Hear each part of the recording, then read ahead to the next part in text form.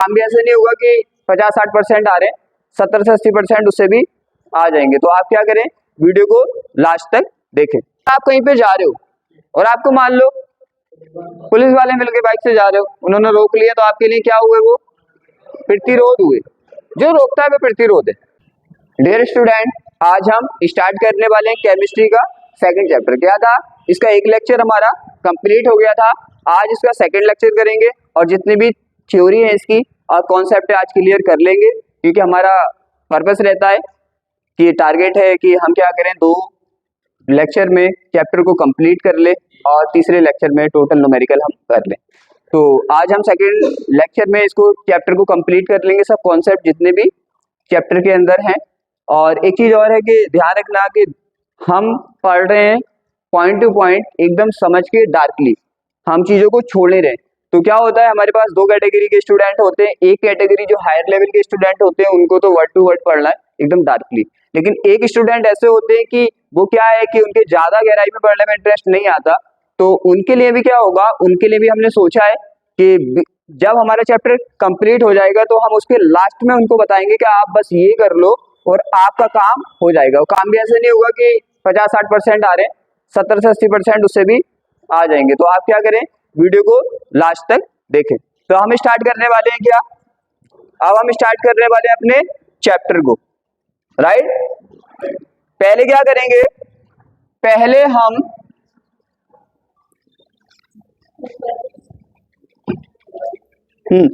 क्या करेंगे, हम पहले हमने जो पढ़ा था उसको एक बार जस्ट रिवाइज कर लें, ठीक है।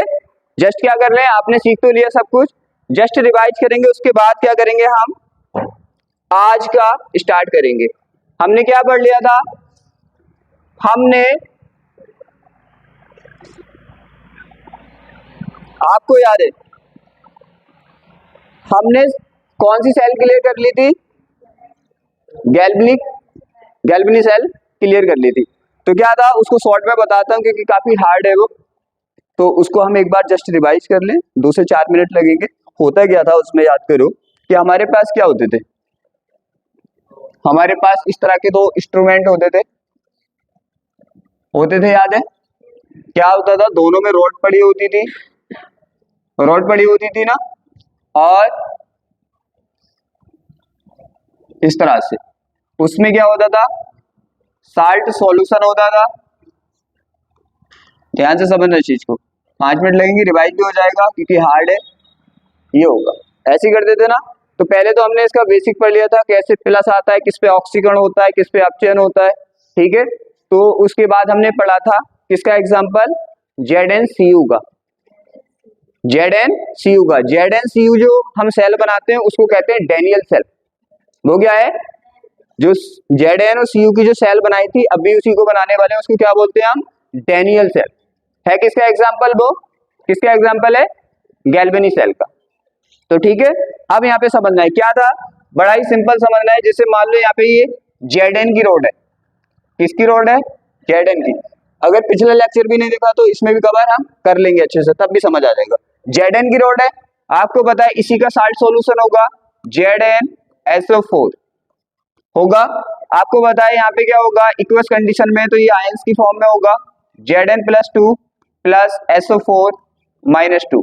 अब यहाँ पे ये तो नहीं बताया जाएगा कि -2 क्यों आया, क्योंकि इसकी वैलेंसी के अकॉर्डिंग आता है, इतना आपने केमिकल बॉन्डिंग में पढ़ा होगा। ये होगा, आपको पता है Zn, यहाँ पे जो हमारा Zn है, Zn क्या करेगा, आपको पता है क्षण के अंदर क्या होगा, Zn+2 होगा, वैलेंसी के अकॉर्डिंग और 2 इलेक्ट्रॉन, इस तरह से। क्लियर ना।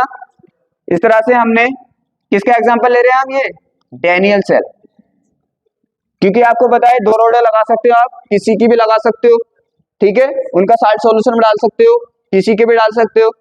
लेकिन अगर आपने एक जगह ले लिया Zn और एक जगह ले लिया Cu, तो वो कौन सी सेल बन गई, डैनियल सेल। यहाँ पे क्या होगा, Cu होगा।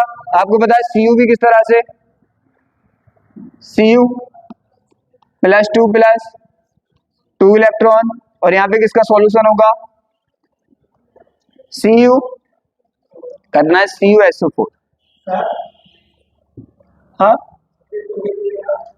कहाँ पे, ये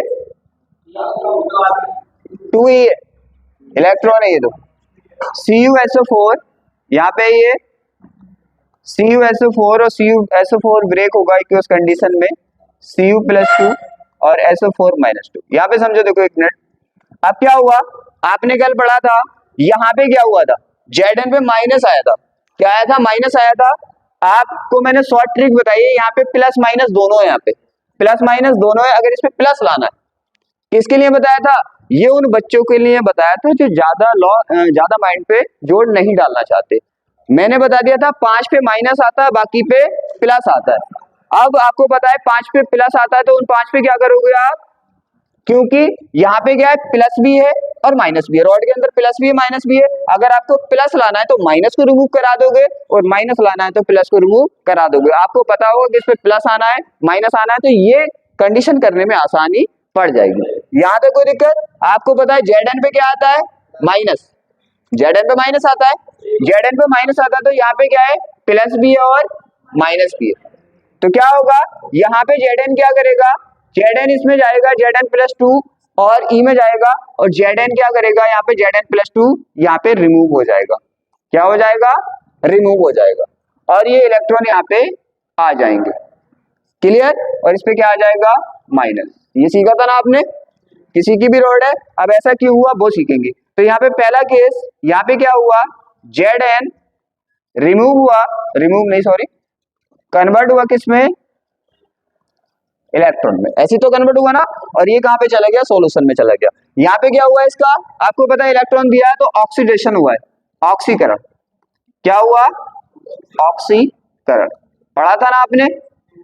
अब यहाँ पे देखो, ध्यान से समझना चीज को, दोनों को एक साथ कंपेयर करके पढ़ रहे हम। यहाँ पे देखो Cu है, Cu पे आपको पता है पॉजिटिव आता है, इसकी रॉड पे क्या आता है, पॉजिटिव। जब पॉजिटिव आता है तो आपको पता है भाई, यहाँ पे रॉड के अंदर तो पॉजिटिव पार्ट है, निगेटिव भी पार्ट है, पॉजिटिव पार्ट है, निगेटिव भी पार्ट है। अगर इस पे पॉजिटिव लाना है तो निगेटिव पार्ट को यहाँ से रिमूव करा दे, तो क्या होगा, यहाँ से इलेक्ट्रॉन रिमूव होंगे, इसकी सरफेस पे जाएंगे, और जो यहाँ पे क्या होगा, सॉल्यूशन के अंदर जो Zn+2 है, ये जाके इन इलेक्ट्रॉन को गेन कर लेगा। गेन कर लेगा कैसे, देखो यहाँ पे Cu+2 क्या होगा, 2 इलेक्ट्रॉन को गेन करके Cu सॉलिड में कन्वर्ट हो जाएगा। दोनों चीजें समझ आ गई। यहाँ पे क्या हुआ, ऑक्सीडेशन, यहाँ पे क्या हुआ, रिडक्शन। Reduction means अपचयन। कोई दिक्कत किसी को नहीं ना, कोई दिक्कत नहीं। अब यहाँ पे हमें विद्युत रासायनिक श्रेणी ये बताती है कि किसका ऑक्सीकरण होगा, किसका अपचयन होगा। वो तो मैंने शॉर्ट ट्रिक बताई है कि 5 को आप याद कर लो, इस पे प्लस आएगा और बाकी पे माइनस आएगा। लेकिन किसी को अच्छे से पढ़ना है तो उसको विद्युत रासायनिक श्रेणी पता होनी चाहिए। वहां पे पता चलता है कि किसकी अपचयन करने की पावर ज्यादा होती है, किसी की ऑक्सीकरण करने की पावर ज्यादा होती है। बात समझ आ रही? देखो, जिसका अपचयन विभव ज्यादा होगा वो अपचयन ज्यादा करेगा, जिसका ऑक्सीकरण विभव ज्यादा होगा वो, जैसे मान लो कोई क्रिकेट में बहुत अच्छा है तो वो क्रिकेट खेलेगा, कोई हॉकी में बहुत अच्छा है वो हॉकी खेलेगा, खेलेगा ना, ये तो समझ आता है। ऐसे यहाँ पे जिसकी ऑक्सीकरण करने की कैपेसिटी ज्यादा वो ऑक्सीकरण करेगा, जिसकी अपचयन करने की कैपेसिटी ज्यादा वो अपचयन करेगा। और ये बहुत बड़े बड़े वर्डों में विद्युत रासायनिक श्रेणी में साफ साफ लिखा है कि किसकी ऑक्सीकरण करने की पावर ज्यादा है, किसकी अपचयन करने की। टैलेंटेड बच्चा तो वहां से देखेगा कि किसकी ऑक्सीकरण करने की पावर ज्यादा है, किसकी अपचयन, और वो जिसकी अपचयन की पावर ज्यादा होगी उसका मेटल का अपचयन करा देगा, जिसकी ऑक्सीकरण की होगी ऑक्सीकरण करा देगा। इसका मीन्स ये है, साफ साफ वर्डों में अगर मैं बोलूं तो Zn की कौन सी पावर ज्यादा है, ऑक्सीकरण विभव, इसका ऑक्सीकरण विभव ज्यादा है। क्या विभव ज्यादा है, ये ऑक्सीकरण, इसलिए ये ऑक्सीकरण करेगा। Cu का क्या है, Cu का अपचयन करने का विभव ज्यादा है, इसलिए ये अपचयन करेगा। बात क्लियर? कोई दिक्कत तो नहीं है। जिसकी ऑक्सीकरण करने की क्षमता ज्यादा है, देखो सिंपल भाषा में अगर समझें तो ऑक्सीकरण विभव का मतलब होता है ऑक्सीकरण करने की कैपेसिटी, अपचयन विभव का मतलब होता है अपचयन करने की कैपेसिटी। अब जिसमें अपचयन करने की कैपेसिटी ज्यादा होगी वो अपचयन करेगा, जिसमें ऑक्सीकरण करने की कैपेसिटी ज्यादा होगी वो ऑक्सीकरण करेगा। साफ साफ लिख रखा है, इसने Zn ने क्या किया है, ऑक्सीकरण, इसका ऑक्सीकरण करने की कैपेसिटी ज्यादा होती है, इसका मींस ऑक्सीकरण विभव ज्यादा होता है। इसने क्या किया है, अपचयन, इसकी अपचयन कैपेसिटी ज्यादा है। कोई दिक्कत नहीं ना। अब देखो क्या करना है, जिसे करना है कि हमें इतना समझ नहीं आता भाई, इतना में और लगता है बड़ा, तो क्या करना है, 12th बेस पे अगर आपको पढ़ना है तो ये इक्वेशन आपको दी होंगी, इनका यूज कहाँ पे होने वाला है, न्यूमेरिकल्स में। क्या होने वाला है इनका यूज? न्यूमेरिकल्स में, और न्यूमेरिकल्स में यूज होगा, आपको ये इक्वेशन वो देगा, दिक्कत ही खत्म। जिसको डार्क पढ़ना है वो समझ ले, जिसको डार्क नहीं पढ़ना न्यूमेरिकल करने अपने पास उसकी भी ट्रिक है।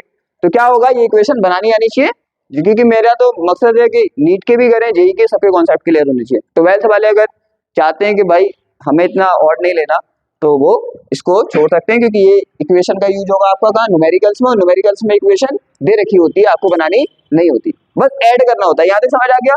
ऑक्सीजन अड़प चेन क्या होता है? अब देखो इस पे तो आ गए इलेक्ट्रॉन, और इस पे क्या हो रही है? इलेक्ट्रॉन की कमी। फिर क्या कर देंगे हम दोनों ने इसको एक तार से नहीं, पहले तार से नहीं जोड़ेंगे, पहले क्या करेंगे, मान लो तार से भी जोड़ दे कोई दिक्कत नहीं है। अब इस पे इलेक्ट्रॉन ज्यादा है, उस पे इलेक्ट्रॉन कम है, तो यहाँ पे क्या होगा, इलेक्ट्रॉन इस साइड चलना स्टार्ट कर देंगे, इलेक्ट्रॉन का फ्लो होगा। आपको पता है जस्ट उल्टी साइड में किसका फ्लो होगा? धारा का फ्लो होगा, इलेक्ट्रिसिटी का फ्लो होगा। बहेगी ना धारा? हम इस चैप्टर में क्या करने वाले हैं? धारा ही तो बनाने वाले हैं। देखो केमिकल से धारा बना दी ना हमने। अब क्या होगा, आपको पता है लगातार इसमें Zn प्लस आता जाएगा, Zn प्लस आता जाएगा, तो सॉल्यूशन में किसकी क्वांटिटी बढ़ जाएगी? Zn प्लस की, और Zn प्लस बढ़ेगा तो पॉजिटिव चार्ज बढ़ जाएगा। और यहाँ पे देखो क्या होगा, यहाँ पे पॉजिटिव चार्ज कम हो जाएगा, क्योंकि Cu इसका क्या है? खुद सोचो, यहाँ पे Cu है और SO4 है, SO4 माइनस, SO4 पे है माइनस चार्ज और Cu पे है प्लस चार्ज। अब Cu जाके जब यहाँ पे उदासीन होकर नीचे बैठता जाएगा तो Cu क्या हो जाएगा? यहाँ पे कम। जब Cu कम होगा तो प्लस कम होगा, तो इसमें क्या बढ़ जाएगा? SO4 तो अब भी इतनी है माइनस इस, और यहाँ पे क्या होगा? जस्ट ये Zn आता जाएगा, तो यहाँ पे बढ़ जाएगा Zn, इसका मीन Zn पे क्या है? Plus plus. अब खुद सोचो, यहाँ पे प्लस बढ़ गया, यहाँ पे माइनस बढ़ गया, और अगर ऐसी कंडीशन रही कि ये सॉल्यूशन डिसबैलेंस हो गए चार्ज, तो ये धारा रुक जाएगी। तो हमें क्या करना है? इसको भी लगातार बैलेंस रखना है, प्लस माइनस सॉल्यूशन के अंदर बराबर रहना चाहिए। इसके लिए हम करते हैं ब्रिज, हम लगाते हैं ब्रिज। क्या लगाते हैं? ब्रिज। और ब्रिज में हमारे जो भरे होते हैं वो भरे होते हैं अक्रिय, जो क्रिया नहीं करते, जो रिएक्ट नहीं करते, उस टाइप के लवण। जैसे मान लो यहाँ पे KCl भरा होता है और KNO3 इस टाइप के क्या भरे होते हैं, इसमें साल्ट भरे होते हैं। अब देखो यहाँ पे प्लस बढ़ गया, ना, तो इसको कम, इसे कम करने के लिए किसकी जरूरत पड़ेगी? माइनस की। अरे ये तो तुम्हें पता है, प्लस को खत्म करना माइनस की जरूरत पड़ेगी। अब आपको पता है KCl किस में टूट जाएगा? K प्लस और Cl माइनस। क्या करेगा ये? Cl इसको इधर देगा और प्लस को खत्म कर देगा, तो बैलेंस नहीं बन जाएगा। जब प्लस खत्म हो जाएगा तो बैलेंस में आ जाएगा। इसी तरह से माइनस इधर जाएगा। तो ये मैंने इसलिए रिपीट कराया, कल समझ नहीं आया हो तो भी समझ में आपका आ जाएगा। तो इस तरह से हम फ्लो करते हैं। ऑक्सीजन अपचयन क्यों हुआ, किसका हुआ, कैसे हुआ, आज क्लियर हो गया होगा। इसलिए हुआ क्षमता के अकॉर्डिंग, ठीक है। और फाइनली क्या निकालते हैं? फिर उसके बाद हमने देखा था इस पर विभव आ गया था, विभव आया था, उसे क्या बोल रहे थे हम? इलेक्ट्रोड विभव। अगर मानक कंडीशन में डाला था तो बोल रहे थे मानक इलेक्ट्रोड विभव। यहाँ तक की फिल्म शायद आपके समझ आ गई होगी, रिवाइज तो हो गया ना। फिर हमने क्या किया था, दोनों सेलों को जोड़ के इसके विभव को आप क्या बोलेंगे? इसका आइए, और आपको पता है जिस पे ऑक्सीकरण होगा तो क्या बोलोगे उसको? ऑक्सीकरण वाले को क्या बोलोगे? एनोड। ऑक्सीकरण जिस पे हुआ एनोड, और जिस पे अपचयन हुआ कैथोड। ये हमेशा बोलोगे, क्या बोलोगे? ये हमेशा बोलोगे। यहाँ तक किसी को कोई दिक्कत, कोई डाउट? रिवाइज हो गया, इसलिए करा है हार्ड था ये। बाकी आप क्या है, इन दोनों को जोड़ के कैसे बनाते समीकरण वो भी हमने बना ली थी, लिखते कैसे वो भी लिखनी थी। आप देखो अब हम करने वाले हैं आज का टॉपिक। क्या करने वाले हैं? आज का टॉपिक। आज करने वाले हैं वैद्युत अपघटनी सेल। वैद्युत अपघटनी सेल क्या होती है? देखो साफ साफ पता चल रहा है, वैद्युत मीन्स इलेक्ट्रिसिटी करंट, अपघटन का मीन्स क्या होता है? इलेक्ट्रोलाइसिस। इलेक्ट्रोलाइसिस पढ़ा होगा ना आपने। इलेक्ट्रोलाइसिस में क्या करते हैं? तोड़ते हैं किसी चीजों को। तो यहाँ पे आपको वैद्युत का यूज करके, करंट का यूज करके तोड़ना है। और किसको तोड़ना है? वैद्युत अपघट्य विलयन को। वैद्युत अपघट्य विलयन कौन से होते हैं? इलेक्ट्रोलाइटिक सॉल्यूशन कौन से होते हैं? जो जितने भी लवण विलयन है ना, सिंपल तो जानते हो ना, लवण विलयन तो डालते हो, साल्ट सॉल्यूशन तो जानते हो ना, साल्ट सॉल्यूशन को क्या बोलते हैं हम? तो यहाँ पे सीधी सी बात है, अभी क्या किया था आपने? अभी भी तो साल्ट सॉल्यूशन का यूज किया था ना। रॉड किस में डाल रहे थे आप? साल्ट सॉल्यूशन में। वहां पे भी साल्ट सॉल्यूशन का यूज करेंगे, यहाँ पे भी साल्ट सॉल्यूशन का यूज करेंगे, लेकिन फिल्म थोड़ी सी डिफरेंट है। वहां पे क्या था? वहां पे हमने ये किया था कि हम केमिकल एनर्जी का यूज करके क्या बनाई थी हमने, अभी करंट बनाया था, इलेक्ट्रिसिटी बिजली बनाई थी। यहाँ पे बिजली का यूज करके रासायनिक रिएक्शन कराएंगे, चैप्टर के स्टार्टिंग में ही मैंने बता दिया था। अब देखो करेंगे क्या, ध्यान से समझना, ज्यादा हार्ड नहीं है, ज्यादा हार्ड नहीं है, सिंपल है। यहाँ पे क्या किया हमने भाई इस तरह से एक इंस्ट्रूमेंट लिया, ठीक है, कोई उसमें क्या किया, इसमें हमने इस तरह से एक साल्ट सॉल्यूशन लिया। सबसे मोस्टली आपको पता है ज्यादातर हम यूज कर लेते हैं NaCl का, कोई भी रबड़ विलयन आप ले सकते हैं, उससे कोई दिक्कत वाली बात नहीं है, ये ज्यादा पता है, समझ में अच्छे से आता है, इसलिए हम ये ले रहे हैं। आपको पता है इक्वस कंडीशन में तो ये कैसे टूटेगा, Na प्लस और Cl माइनस में टूटा होगा, कोई दिक्कत यहाँ पे। फिर क्या किया हमने, इसमें रॉड डाली, क्या डाली हमने इसमें, रॉड डाली, दिख रही है ना, यहाँ पे देखो रॉड दिख रही है आपको, हमने इसमें रॉड डाल दी, किसी को कोई दिक्कत नहीं ना। फिर रॉड डालने के बाद क्या किया हमने, इसको बैटरी से जोड़ दिया, मतलब करंट फ्लो कर रहे हैं हम इसमें, अब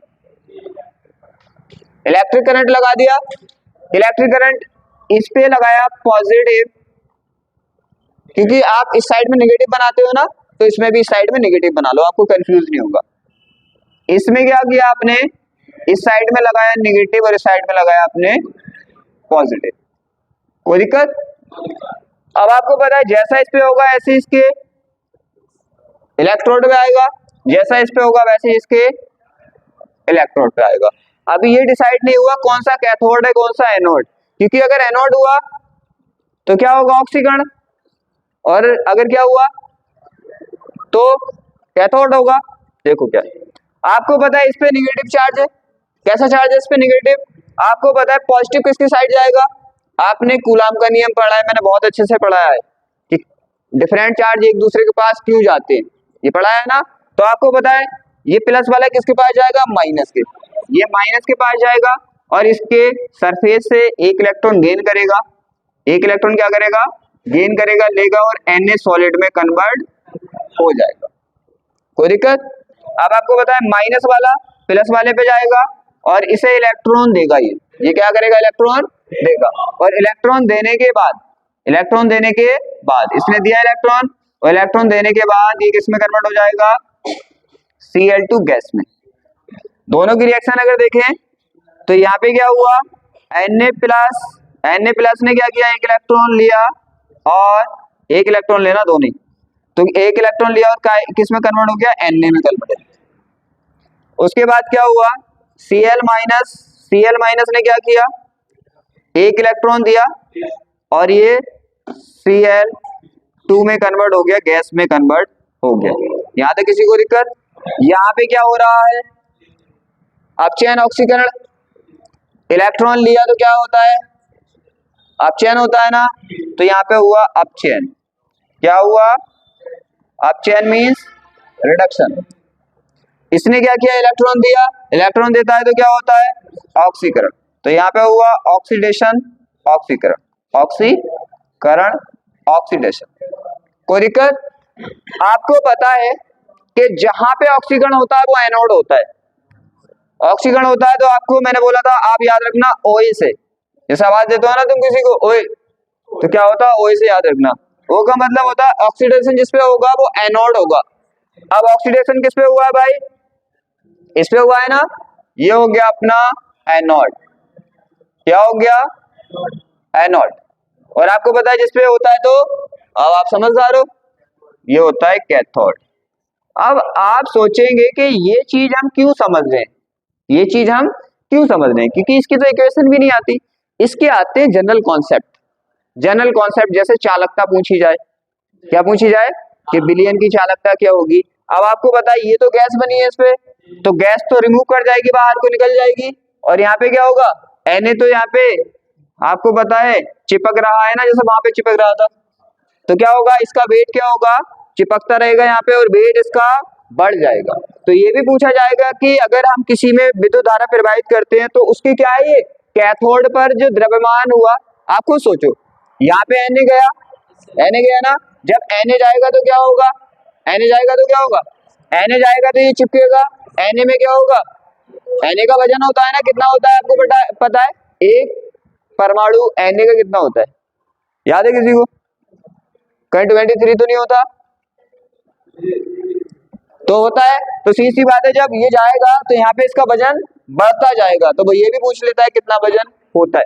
तो जनरल यहाँ पे ये काम चलने वाला है, जनरल काम समझ आ गया।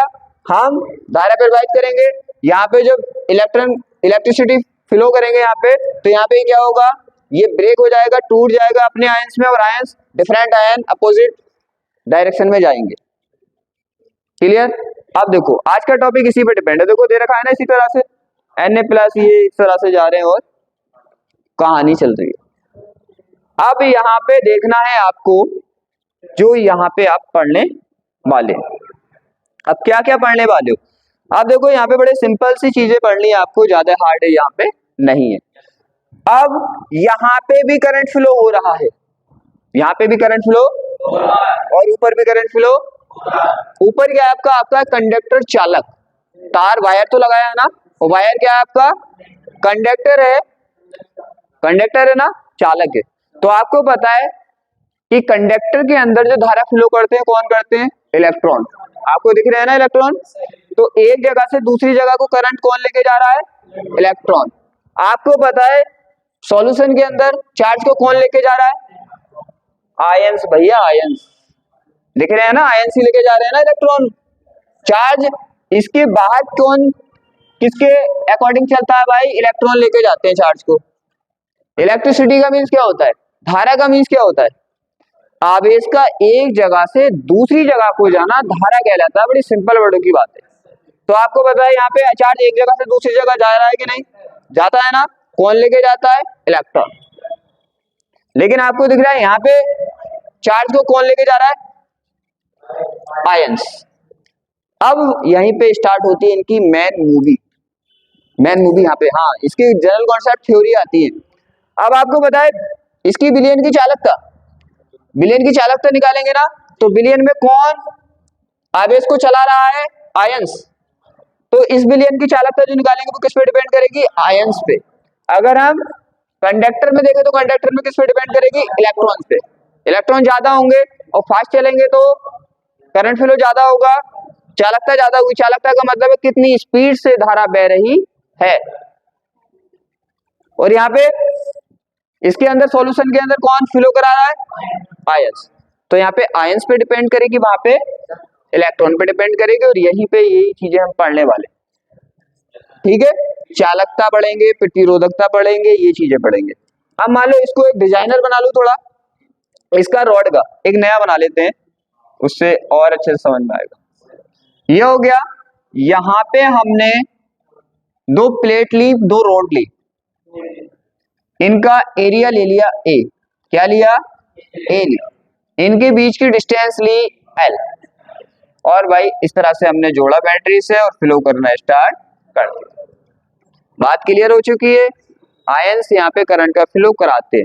हमें ऊपर वाले की बात नहीं करनी, कि इलेक्ट्रॉन लेके जा रहे हैं, क्योंकि हम किसकी बात कर रहे हैं, सेल की। तो सेल के अंदर की बात करेंगे कि कौन यहाँ पे किस तरह से फ्लो कराता है। देखो सबसे पहले आप समझोगे, यहाँ पे थ्योरी है तभी तो बोल रहे हैं, ये वाले कॉन्सेप्ट ज्यादा हार्ड नहीं है आज के, कल वाले हार्ड थे, आज के कॉन्सेप्ट हार्ड ही नहीं है। क्यों, क्योंकि थ्योरी है, और थ्योरी हम देखो जस्ट एकदम सीख लेंगे उससे। अब क्या है यहाँ पे देखो, यहाँ पे पहले प्रतिरोधकता और चालकता ये चीजें देखनी है आपको। अब पहले आप क्या, रेजिस्टेंस को समझ लो। किसे समझ लो, रेजिस्टेंस को। हिंदी में बोलते हैं उसको प्रतिरोध, क्या बोलते हैं उसको, प्रतिरोध बोलते हैं। अब क्या होगा, आप खुद सोचो। अब यहाँ पे देखो डायग्राम से समझेंगे एक एक पॉइंट, तभी समझ आएगा। आयन से जा रहे, प्रतिरोध रेजिस्टेंस का मीन्स होता है रोकने वाला होता है।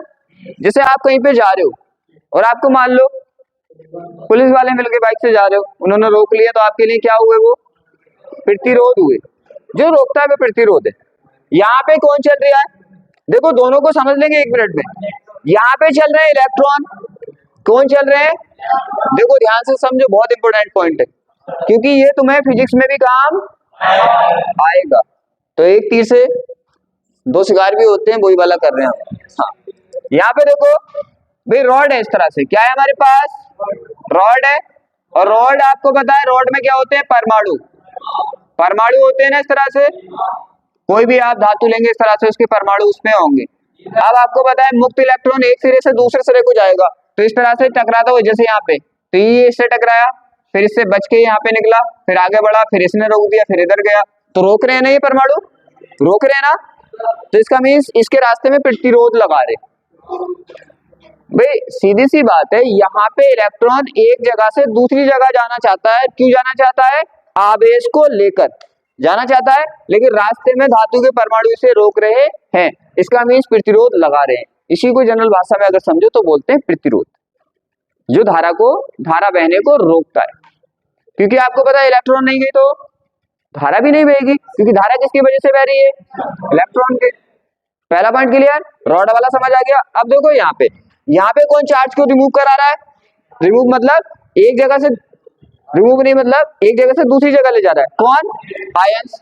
तो आप खुद सोचो ये जो सॉल्यूशन है क्या इसमें नहीं रोकेंगे, इसमें भी रोकेंगे ना, तो उसी को बोलते हैं प्रतिरोध। शायद क्लियर समझ आ गया। देखो रॉड वाला भी मैंने बता दिया, सॉलिड के अंदर किस तरह से रोकते हैं, उसके परमाणु रोकते हैं।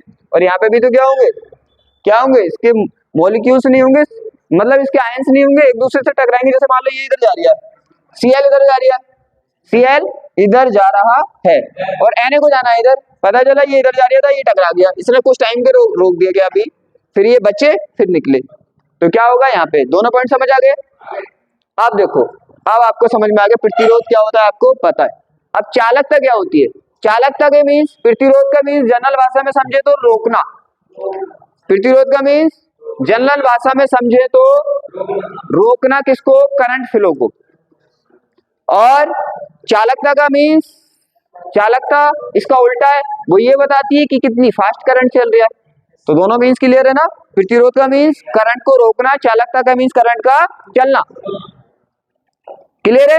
अब देखो, अब खुद सोचो, रोकने वाले ज्यादा होंगे, अगर आपको बार बार रोके, बार बार क्या हो, बार बार रोके तो क्या होगा, आप स्लो चलोगे, स्लो चलोगे ना, और आपको कोई नहीं रोके तो फास्ट चलोगे।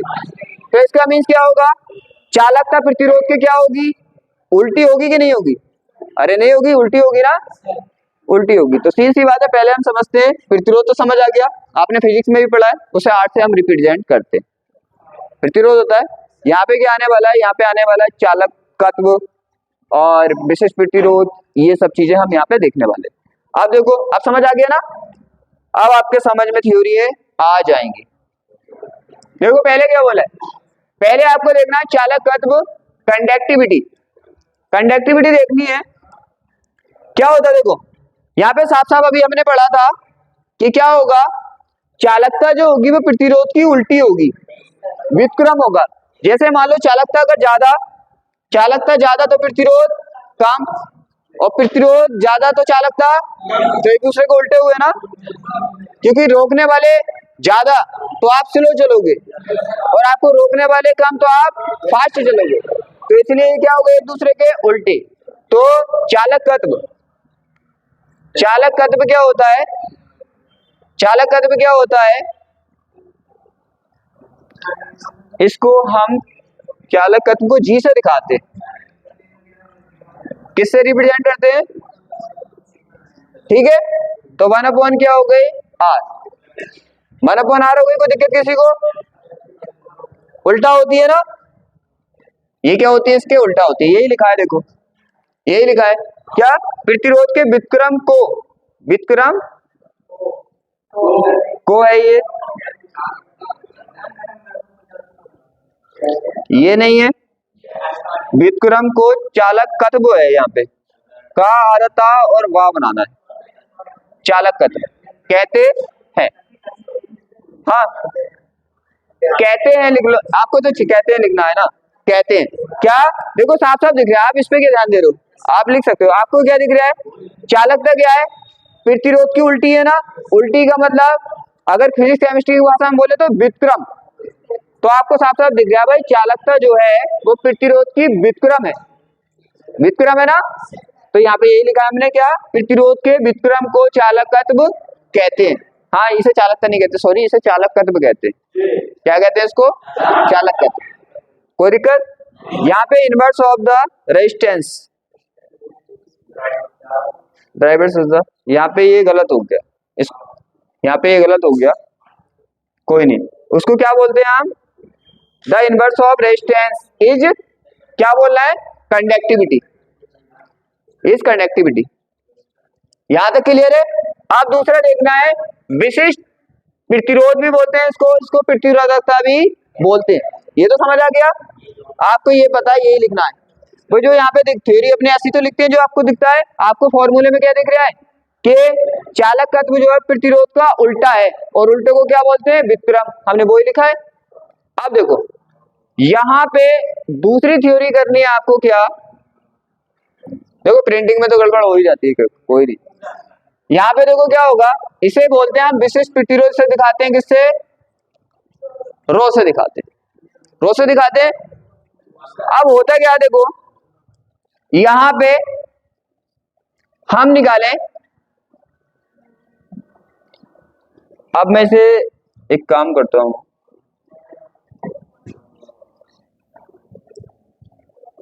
ये पॉइंट। आप देखो, आपको जैसा बेनिफिशियल लगे वैसा, क्योंकि आप फिजिक्स भी पढ़ते हो ना, फिजिक्स भी पढ़ते हो, तो फिजिक्स के अकॉर्डिंग मैं निकाल के ही दिखा देता हूं, आपको रटने में दिक्कत नहीं पड़े। यहाँ पे क्या होता है, रॉयज आज की क्लास में रियल में बस क्या है, क्या है आज? ओनली थ्योरियां हैं। ये होता है E इज इक्वल टू, क्या होता है? E इज इक्वल टू होता है V upon L, J is equal to होता है I upon A, I upon A होता है। अब यहाँ पे ये जाएगा तो क्या हो जाएगा? V A upon I L। इसकी वैल्यू किसके बराबर होती है? किसकी? R के। तो क्या हो गया? Rho is equal to R A upon L। ये होता है हमारा विशिष्ट प्रतिरोध। अब यहाँ पे समझना, आपने दो तरह की थ्योरी मैंने निकालनी सिखाई है आपको, दो तरह से थ्योरी। एक तो क्या होता है, एक रेशियो में करके, एक क्या करके? रेशियो में करके, और एक जो उसमें वैल्यू थी उनका मान 1 करके। याद करो, नहीं याद आया? याद है ना? हम दो तरह से थ्योरी निकालते हैं, कैसे? रेशियो में करके। जैसे हमने बोला था मोलरता में, याद करो कि मोलरता क्या थी? M is equal to N upon V। तो हमने लिख दिया था ना कि मोलरता क्या है? विलय के मोलों की संख्या विलयन के आयतन का अनुपात ही मोलरता है। एक मैंने क्या कराया था, V अगर 1 कर दो, V कितना कर दो? 1 कर दो, तो 1 रखोगे तो M किसके बराबर हो जाएगा? N के। तो हम 1 करके भी बराबर करते हैं ना। तो हमने क्या बोल दिया था कि अगर विलयन का आयतन कितना हो? 1 लीटर हो, तो उसमें उपस्थित विलय के मोलों की संख्या को क्या बोलते हैं? मोलरता। हम इस वाली ट्रिक का यूज यहाँ पे करने वाले। को सोचो, हमारा इसका फॉर्मूला क्या है? Rho is equal to R A upon L। अगर मैं क्या करूं, अब RL तो समझ में आ रहा है? नहीं आ रहा होगा। देखो किसके लिए यूज कर रहे हैं हम, क्या लगा रहे हैं? L क्या है? दोनों जो यहाँ पे प्लेट है, रॉड है, उनके बीच की डिस्टेंस। A क्या है इनका? एरिया। पता भी तो होना चाहिए क्या लगा रहे हैं। यहाँ पे ये हो गया, आप समझ में आ जाएगा। देखो कोई दिक्कत यहाँ पे? अब क्या करना है आपको? थ्योरी निकालना आपने सीखा है, ये सीखा है आपने, केमिस्ट्री में सब में पढ़ाया मैंने। यहाँ पे क्या कर दूं मैं? A की वैल्यू कितनी कर दूं? 1, और L की भी वैल्यू कितनी कर दूं? 1। तो आपको पता है 1 यहाँ पे, 1 यहाँ पे, तो क्या आ जाएगा?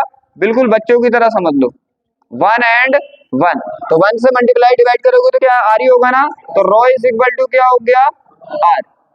तो विशिष्ट प्रतिरोध हमारा स्पेसिफिक जो रेजिस्टेंस है वो किसके इक्वल हो गया? रेजिस्टेंस के। कब हो गया इक्वल? जब A की वैल्यू 1 और L की वैल्यू भी 1।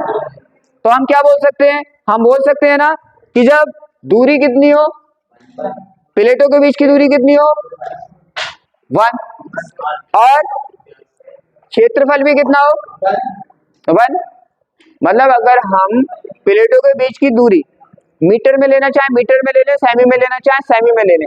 सेमी में लेंगे तो आंसर सेमी में निकलेगा, क्योंकि वो तो मात्रक आ जाता है उसका, और मीटर में आता है तो मीटर में। अब यहाँ पे क्या है, मान लिया हमने क्षेत्रफल की वैल्यू 1 मीटर ले ली, क्षेत्रफल की वैल्यू 1 मीटर स्क्वायर ले ली, और इसके बीच की डिस्टेंस 1 मीटर ले ली, तो क्या हो गया उस टाइम पे रेजिस्टेंस हमारा किसके इक्वल हो गया,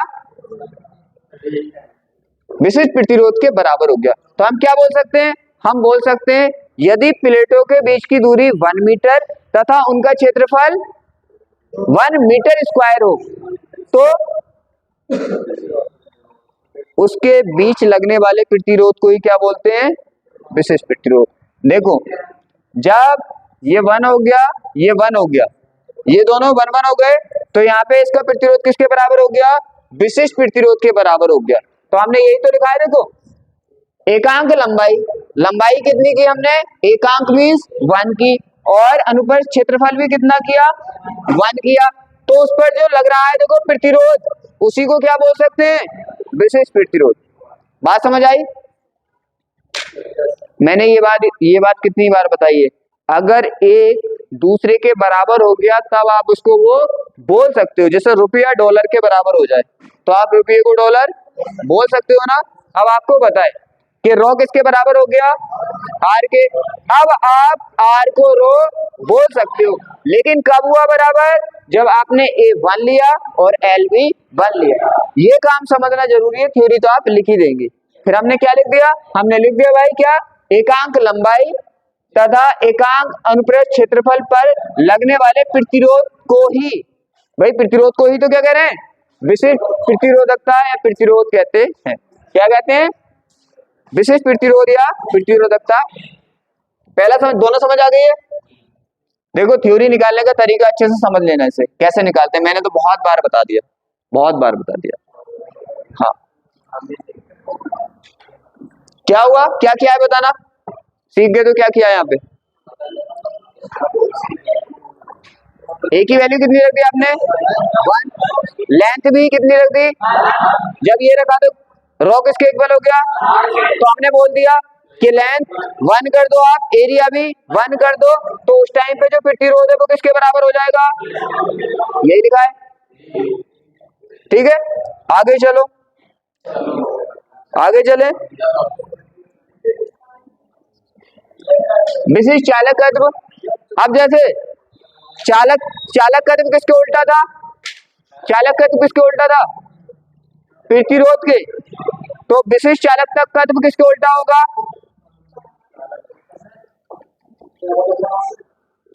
मैंने बोला चालकत्व किसके उल्टा था, किसका व्युत्क्रम था, प्रतिरोध के, तो विशिष्ट चालकत्व किसका उल्टा होगा, विशिष्ट प्रतिरोध के। तो क्या होगा यहाँ पे विशिष्ट चालकत्व या चालकता, ये किसके उल्टी होती है, विशिष्ट प्रतिरोध के। किसके उल्टी होती है, विशिष्ट प्रतिरोध। सिंपल सी डेफिनेशन है, कोई दिक्कत नहीं, कोई टेंशन नहीं। चालकत्व की और विशिष्ट चालकत्व की सिंपल है डेफिनेशन। क्या है, चालकत्व किसके उल्टा होता है, प्रतिरोध के, और विशिष्ट चालकत्व किसके उल्टा होता है, विशिष्ट प्रतिरोध के। देखो वो सिंपल चालकत्व है तो सिंपल प्रतिरोध ले लिया, विशिष्ट चालकत्व है तो विशिष्ट प्रतिरोध ले लिया। कोई दिक्कत, कोई डाउट? अब मोलर चालकता आता है। अब देखो यहाँ पे समझने वाली बात है, मोलर चालकता।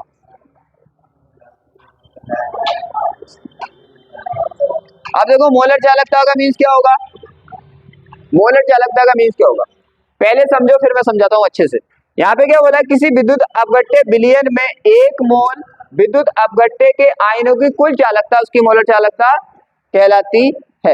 ये कहना क्या चाहता है, वो समझो, ये कहना क्या चाहता है,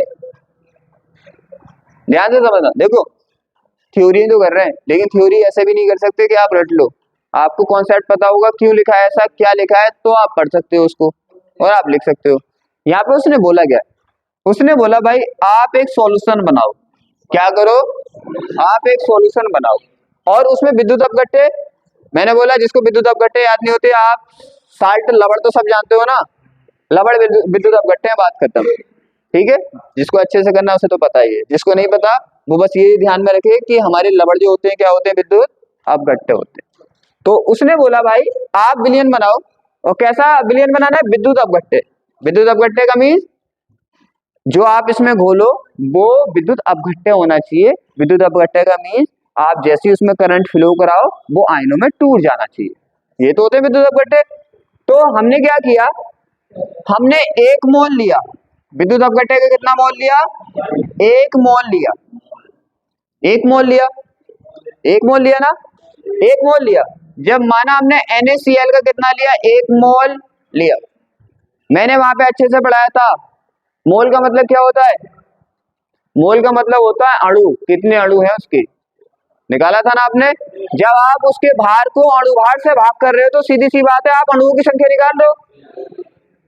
तो आप चाहे ये बोल दो कि हम 1 मोल ले रहे हैं, चाहे आप ये बोल दो, अगर हाईएस्ट तरीके से सोचो तो आप ये भी बोल सकते हो कि आप उसका 1 अणु ले रहे हो, तो 1 ही अणु ले रहे हो NaCl का। अब क्या करोगे आप, ये Na और Cl, NaCl में डिसॉल्व होगा कि टूटेगा कि नहीं टूटेगा? टूट गया, टूट गया, इसमें डिसॉल्व हुआ, सॉल्यूशन आपका रेडी हो गया। अब आपको पता है जैसे ही आप करंट फ्लो करोगे तो क्या होगा? क्या होगा? कहानी अभी देखी थी आपने, कहानी आपने देखी थी, भाग रहे थे ना, भाग रहे थे इधर उधर, तो ऐसे ही भागेंगे ना, भागेंगे। अब आपको पता है मैंने इसीलिए समझाया था, रॉड के अंदर भी चालकता होती है, लेकिन किसके वजह से होती है? इलेक्ट्रॉन के। विलयन के अंदर भी चालकता होती है, लेकिन किसके वजह से होती है? आयन के। तो यहाँ पे यही है कि इस विलयन की चालकता किसके वजह से? देखो आयनों के, पॉजिटिव और निगेटिव दोनों आयन की वजह से है ना।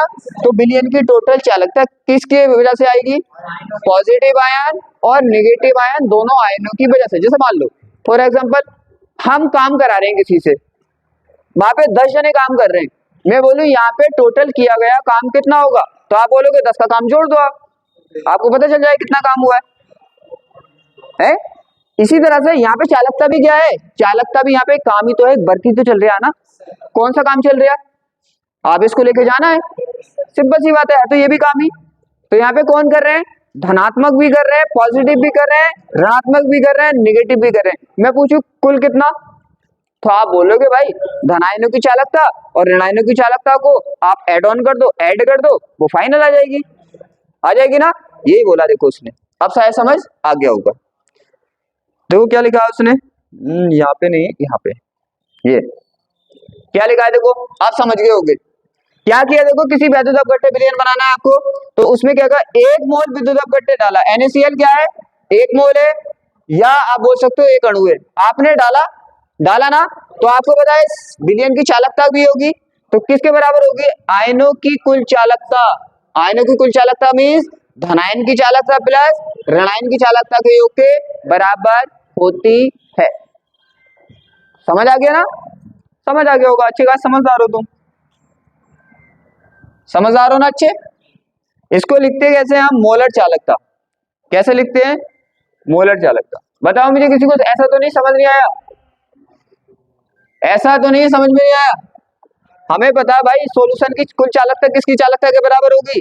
धनायनों की चालकता और ऋणायनों की चालकता के योग के बराबर होगी। यहाँ पे लिखो ऐसे लिखा है, या ऐसे लिख दो कुल क्या आयनों की कुल चालकता के बराबर होगी, या आप ऐसे लिख दो धनायनों की चालकता ऋणायनों की चालकता के योग के बराबर होगी। इसको आप फॉर्मूला आता है lambda m is equal to k 1000 upon m, ये इसका फॉर्मूला आता है। ठीक है, आगे चलें और एक एक देखो फॉर्मूले को आप अच्छे से याद कर लेना और इनका मीन्स भी याद होना चाहिए, किसका मीन्स क्या होता है। आगे चलें, अब देखिए तुल्यांकी चालकता एक आती है, तुल्यांकी चालकता। अब देखो बस वहां पे क्या ले रहे थे आप?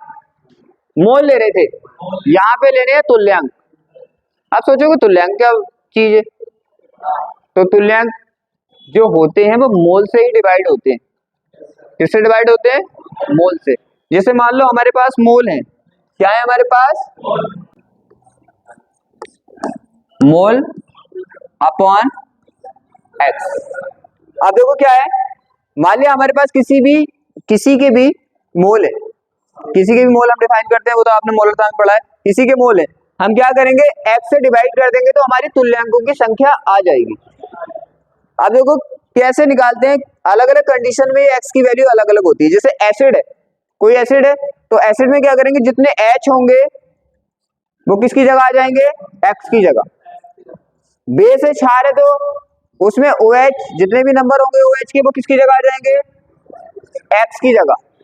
इसका मीन्स x से हमें मोलों को डिवाइड करना है, और अगर क्या हुआ उसका ऑक्सीकरण हुआ तो हम देख लेंगे ऑक्सीकरण संख्या में कितना चेंज हुआ है, उससे डिवाइड कर देंगे। किसी ने इलेक्ट्रॉन दिए हैं तो जितने इलेक्ट्रॉन उसने दिए हैं तो उससे डिवाइड कर देंगे, किसी ने लिए तो उससे डिवाइड कर देंगे।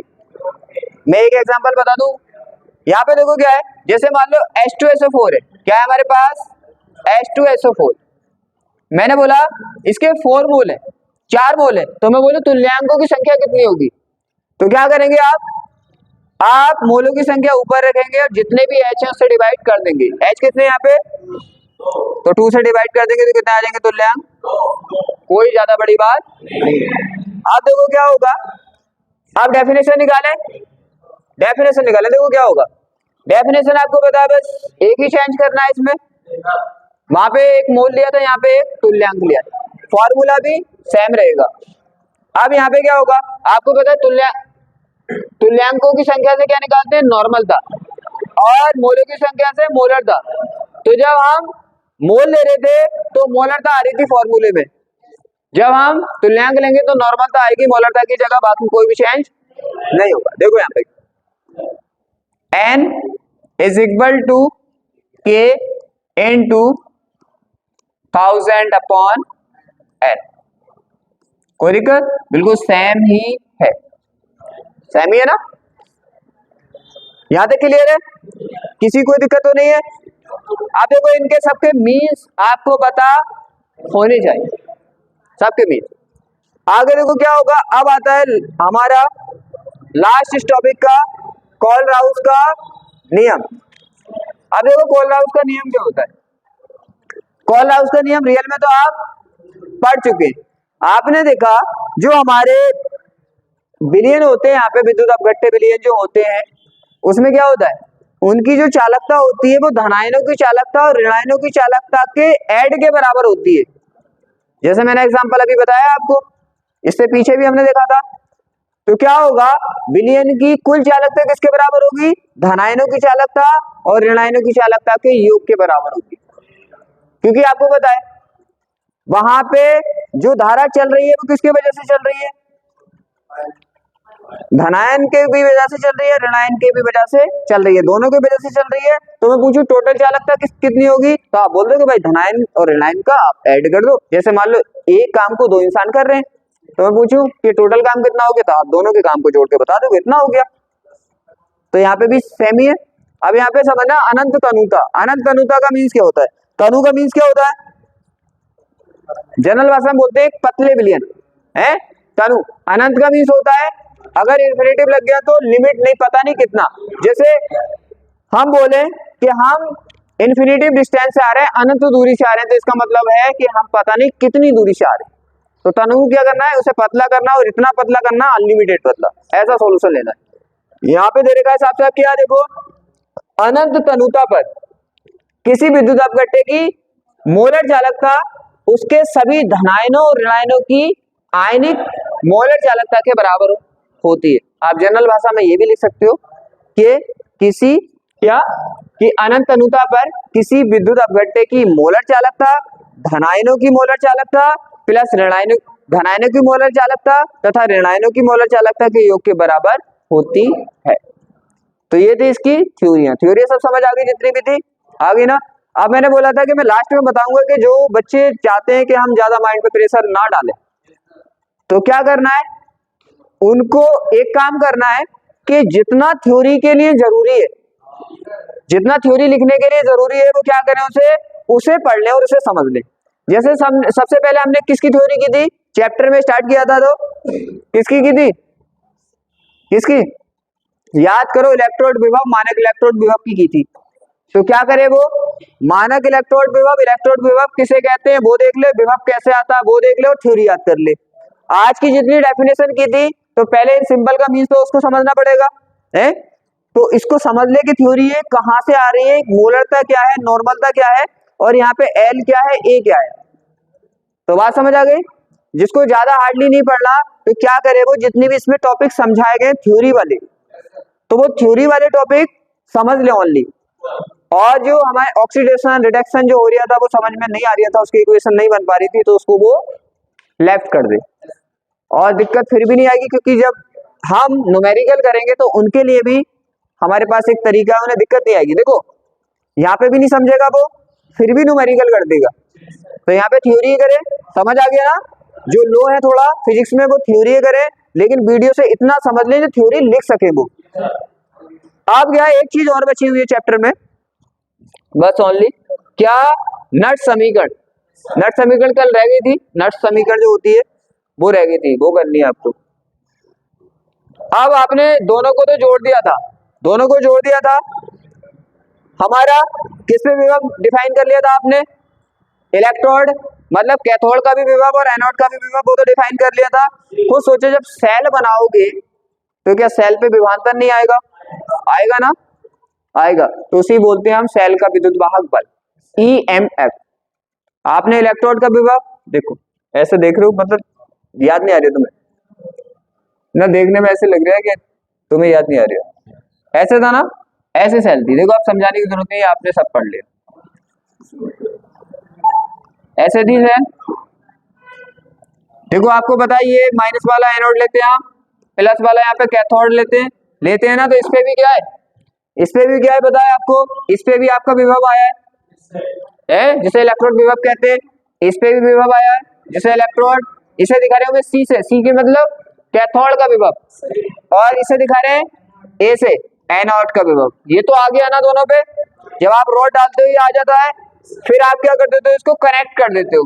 क्या कनेक्ट कर देते हो, कनेक्ट कर देते हो। जब आप इसको कनेक्ट कर देते हो तो दोनों में क्या हो जाएगा, पोटेंशियल डिफरेंट, विभवांतर नहीं हो जाएगा। इस पे माइनस का, इस पे प्लस का। भाई इस पे विभव कैसा है, ई क्या है, ई क्या है, ई विभव ही तो है।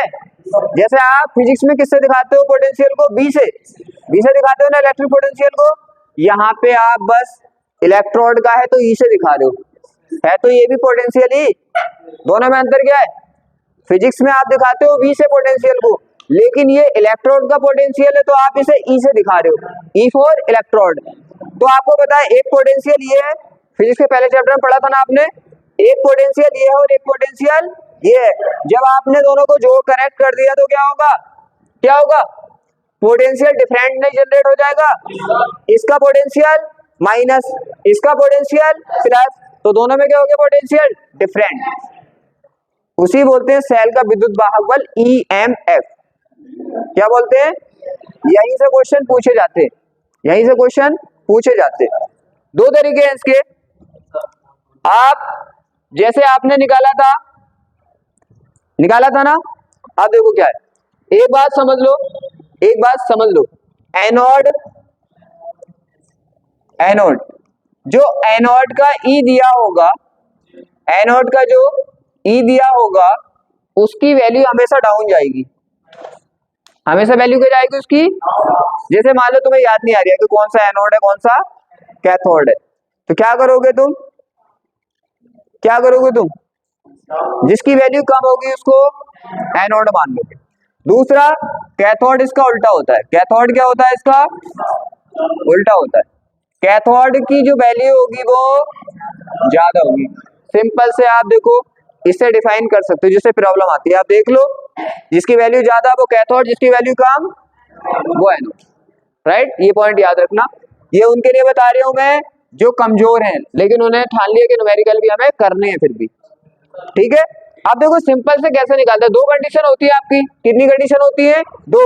एक तो होता है मानक इलेक्ट्रोड विभाग और एक होता है आपका जनरली जो विभव निकालते हो। तो सेल का मानक इलेक्ट्रोड, सेल का विद्युत वाहक बल निकालेंगे हम किस कंडीशन में, मानक कंडीशन में। मानक कंडीशन में निकालेंगे तो आपको पता, देखो सी क्या होगा, सी क्या, ई क्या होगा, ई हमारा एनोड, और मानक के लिए क्या लगा देते हो, नॉट। ये क्या है, कैथोड का मानक इलेक्ट्रोड विभव, और ये क्या हो गया, एनोड का, ये सॉरी एनोड का मानक इलेक्ट्रोड विभव, और ये क्या है कैथोड का मानक इलेक्ट्रोड विभव। जिसे टेंशन नहीं लेनी वो पहले तो ये याद कर ले कि किसका ज्यादा होता है किसका कम होता है, फिर बस इतना कर ले वो कि अगर उसको सेल का निकालना है, क्या निकालना है, सेल का निकालना है, क्योंकि आप जोड़ोगे तो फिर सेल का आएगा ना पोटेंशियल डिफरेंट। तो बस क्या करे वो, कैथोड के में से एनोड का लेस कर दे, कैथोड के में से क्या करे वो एनोड का लेस कर दे, उसे आंसर मिल जाएगा, कोई भी दिक्कत नहीं आई। लेकिन जिसको पढ़ना है अच्छे लेवल से, किसे पढ़ना है अच्छे लेवल से, तो उसे क्या करना है, उसको डिफाइन करने के लिए उसे ये करना पड़ेगा, ई सेल निकालना है। आपको पता है ना, यहाँ पे क्या होता है, एनोड पे क्या होता है, ऑक्सीडेशन। तो एनोड का उसको ऑक्सीकरण विभव लगाना है। कौन सा विभव, एनोड का ऑक्सीकरण विभव, एनोड का ऑक्सीकरण विभव लगा दिया। प्लस कैथोड पे क्या होता है, अरे एनोड पे ऑक्सीकरण होता है तो कैथोड पर अपचयन होता है भाई। यहाँ पे क्या करना है, एनोड का कौन सा लगाना है, ऑक्सीकरण विभव, प्लस कैथोड का अपचयन विभव लगाना है। उसके लिए ये फॉर्मूला काम करेगा। और जिसको टेंशन नहीं लेनी उसके लिए आप तो क्या करो, कैथोड के में से एनोड का घटा दो, आपका काम हो जाएगा। और जो अच्छे से पढ़ना चाहता है वो अच्छे से, जिसे लॉजिक समझ में, तो वो क्या करेगा, कैथोड का क्या करेगा, मैं इसको लिख देता हूं, एनोड का क्या, एनोड का ऑक्सीकरण विभव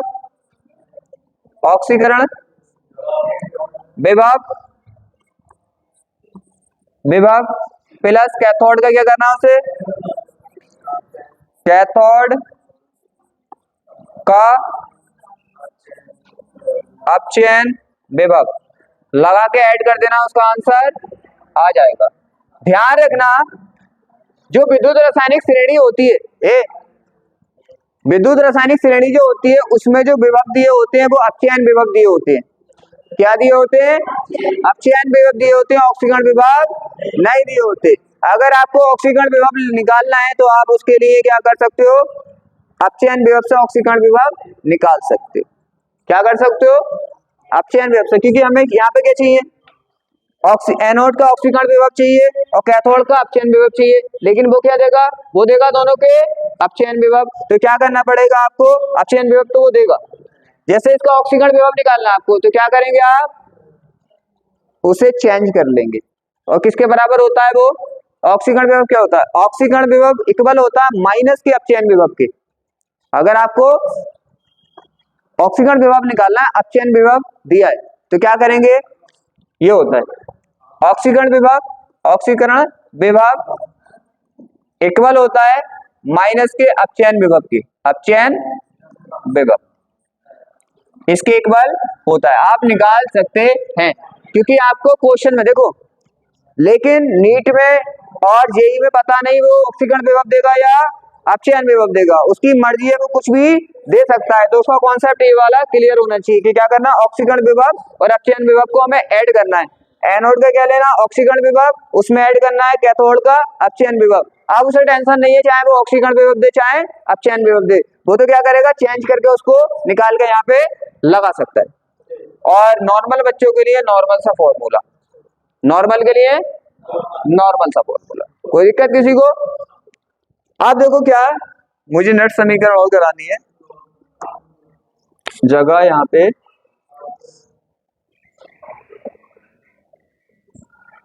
जगह थी मेरे पास लेकिन शायद बची नहीं, यहाँ पे करा दूं, ठीक है, नट समीकरण यहाँ पे करा देता हूँ, इसे मैं रफ कर देता हूँ और आपकी नट समीकरण बची हुई नट समीकरण पर ज्यादा नहीं है, छोटी सी इक्वेशन है। देखो यहाँ पे नट समीकरण क्या होता है, नट समीकरण नट्स equation E is equal to होता है, E किसका निकालते हैं आप, इसका सेल का E नॉर्मल वाला है, आपने ई नॉट तो निकालना देख लिया ना, तो क्या करना है, ई निकालना, तो क्या करना पड़ेगा आपको यहाँ पे सेल का क्या लेना पड़ेगा, ई नॉट, इसमें से माइनस करना पड़ेगा आपको R T upon n F, R T upon n F और एल एन क्यू, अब यहाँ पे देखो आर आपको पता है, आर आप पढ़ चुके हैं मौलता के चैप्टर में, क्या होता है, नियतांक होता है, टी आपको पता है टेम्परेचर, एन होता है दिए गए इलेक्ट्रॉनों की संख्या, आज जो यहाँ पे दे रहे हैं ना वो ऑक्सीजन अप चेन में, उनका नंबर है यहाँ पे, एफ आपको पता है फैरेड नियतांक होता है, ये हो गया। अब देखो क्यू क्या होता है, क्यू होता है, क्यू को एक तो आप इस तरह से लिख सकते हैं और एक सिंपल में कैसे लिख सकते हैं, सिंपल में लिख सकते हैं आप, देखो अगर आप क्या कर लो, इसे पहले अपने सिंपलीफाई कर दें, इसे सिंपल कर दें, आर को कितना ले लो 25 ले लो, 25 सेंटीग्रेड, और फेरेड आपको पता है फेरेड 96500 होता है इसकी वैल्यू, और ये हो गया, और आपको क्या करना है, आर की वैल्यू होती है 0.0821, आप ये लगा दो, जब आप ये लगा दोगे तो इसका फाइनल फॉर्मूला निकल के आएगा आपका ई सेल माइनस के 0.059 upon n l n Q. ये सिंपल है ना, आपको क्वेश्चन सॉल्व करते हुए इसी का यूज करना है। तो क्या करे वो, देखो मैंने बोला जो बच्चा थोड़ा सा वीक है ना, बस ये फॉर्मूले याद कर ले, ये फॉर्मूला याद कर ले, क्वेश्चन भी सब हो जाएंगे, और ज्यादा लॉस भी नहीं पड़ेगा। अभी यहाँ पे देखो क्यू समझना है, क्यू समझना है क्या है, आपकी फाइनल इक्वेशन आती है, तो फाइनल इक्वेशन में जो उत्पाद होते हैं, प्रोडक्ट बनते हैं, क्योंकि आपने फाइनल इक्वेशन निकाली थी, कल निकाली थी ना, चलो 1 मिनट लगेगा, मैं बता देता हूँ, क्योंकि उसके बिना कुछ होगा नहीं।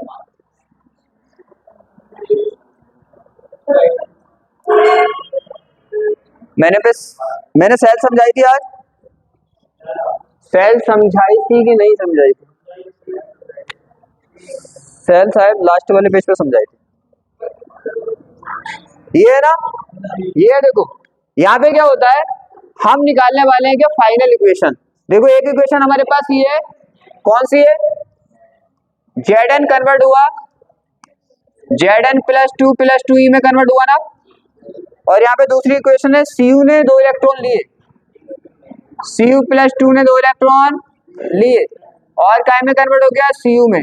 कल आपने जोड़ना दिखाया था, 2 इलेक्ट्रॉन से 2 इलेक्ट्रॉन मूव हो जाएंगे, यहाँ पे बचेगा Zn और प्लस इस साइड बचा Cu प्लस 2, और यहाँ पे क्या होता है, यहाँ पे बचा Zn प्लस 2 और Cu।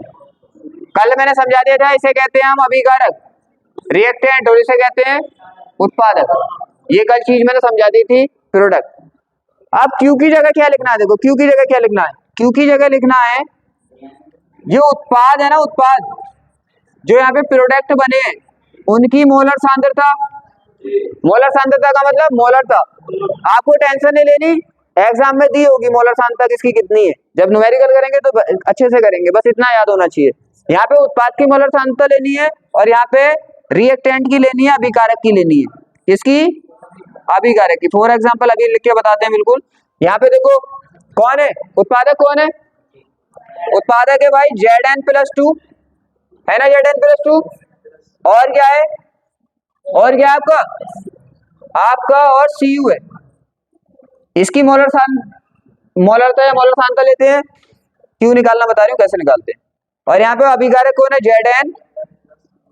Zn है, और क्या है Cu प्लस 2।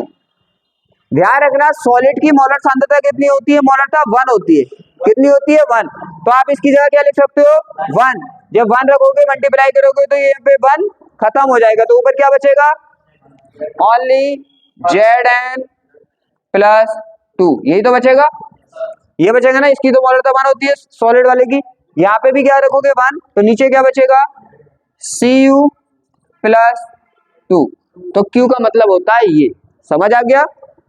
क्योंकि देखो सवाल करोगे तो ये इक्वेशन तो आपको यहाँ पे सुन लो 1 मिनट ध्यान से, जब न्यूमेरिकल करोगे तो चाहिए क्या क्या, चाहिए ये कि जितनी आज की थ्योरी करी है इनके फॉर्मूले भी वहां पे लगेंगे, आज की थ्योरियों के फॉर्मूले भी वहां पे लगेंगे, और ये फाइनल इक्वेशन बनानी आपको आनी चाहिए।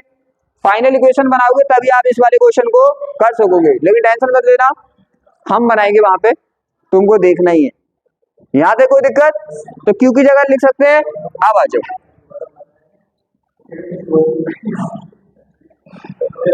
कहाँ पे थे हम, कौन से थे, ये था ना। अब इसकी जगह लिख सकता हूं, देखो अब तो समझ आ गया होगा। यहाँ पे लिख सकते हैं हम क्यू की जगह क्या लिख सकते हैं, E cell is equal to E cell nought minus के 0.059 बाई एन, और लॉग यहाँ पे क्या है, log 10 पे रखना है। यहाँ पे क्या था, ln क्यू में था, और यहाँ पे करना है तो हमें काय में करना है, log 10 में। ln नहीं करना है, यहाँ पे log 10 हो जाता है, क्या हो जाता है, log 10 हो जाता है, क्योंकि यहाँ पे ये करना है, और ln की जगह क्या करना है आपको, log, तो इसका मान होता है 0.303 log 10। ठीक है, जब ये सब वैल्यू पुट करोगे तो ये आपका ये बन जाएगा, बन गया। फिर आपको फाइनल फॉर्मूला आ गया log 10, और यहाँ पे लेनी है आपको उत्पादकों की सांद्रता, जितने भी प्रोडक्ट होंगे उसकी सांद्रता, और नीचे लेनी है आपको अभिकारक की सांद्रता। अभिकारक की सांद्रता लेनी है तो आपको नट समीकरण फाइनल ये वाला यूज करना है न्यूमेरिकल्स में। किसी को कोई दिक्कत नहीं ना।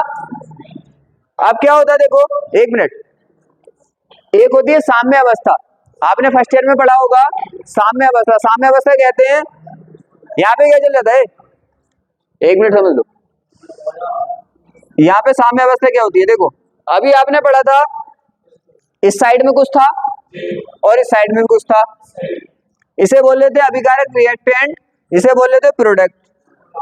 पहले क्या होता है, ये इस साइड में बनता रहता है, कुछ टाइम के बाद क्या होता है, इसकी जो मोलरता होती है, मात्रा होती है, और इसकी मात्रा क्या हो जाती है, बराबर हो जाती है। जब दोनों की मात्रा सेम हो जाती है तो जितना इससे ये बनता है बैकवर्ड इतना ही इससे ये बनता है, उसे बोलते हैं साम्य अवस्था। क्या बोलते हैं उसको, साम्य अवस्था। और साम्य अवस्था के लिए ई सेल 0 होता है। साम्य अवस्था के लिए क्या होता है, ई सेल हमारा 0 हो जाता है। 2-4 पॉइंट समझ लो, क्योंकि वहां पे दोबारा रिपीट करा देंगे, कोई दिक्कत नहीं, लेकिन यहाँ पे कुछ तो समझ लो। तो यहाँ पे ई सेल कितना हो जाएगा, 0। जब ई सेल 0 हो जाएगा तो ये कहाँ पे पहुंचेगा आपका, ई सेल 0, और यहाँ पे क्यू की जगह हो जाता है केसी। केसी का मतलब, केसी होता है हमारा साम्य। देखो कंडीशन कौन सी है, ये साम्य अवस्था की, और साम्य अवस्था पर जो क्यू होता है वो क्या होता है, खुद सोचो, साम्य अवस्था पे साम्य स्थिरांक ही होगा ना, नाम से ही पता चल रहा है। तो यहाँ पे लेते हैं हम केसी, और केसी को इक्वेशन आप रख सकते हैं। ये तो 0 हो गया, और यहाँ पे क्या है, यहाँ पे बस देखो, इसको इधर ले आओ, तो क्या होगा, ई नॉट सेल माइनस का हो गया इस साइड आके, और ये क्या है, माइनस का 0.059 बाई एन, और यहाँ पे आ जाएगा log 10 पे के सी। माइनस से माइनस गया, एक फॉर्मूला ये भी हमारा होता है, बात समझ आ रही है, ये भी हमारा फॉर्मूला होता है। और आप टेंशन ना लें, जब हम न्यूमेरिकल करेंगे तो हम न्यूमेरिकल ऐसे थोड़ी करते हैं, ये कर दिए, मैं वहां पे भी बताता हूँ क्या आया, कैसे आया, कहाँ आया, क्यों आया। तो शायद समझ आ गया होगा, मैंने कोशिश की है सब फॉर्मूले कराने की, तो कोई फॉर्मूला शायद अगर रह भी गया होगा तो हम क्या करेंगे, उसको न्यूमेरिकल्स में जब करेंगे न्यूमेरिकल तो वहां पे एक एक फॉर्मूले को और कर देंगे, अगर कोई फॉर्मूला, वैसे मैंने कोशिश की है कि कोई भी रहा ना हो। तो आज की क्लास क्या करते हैं हम, यहीं पे समाप्त करते हैं।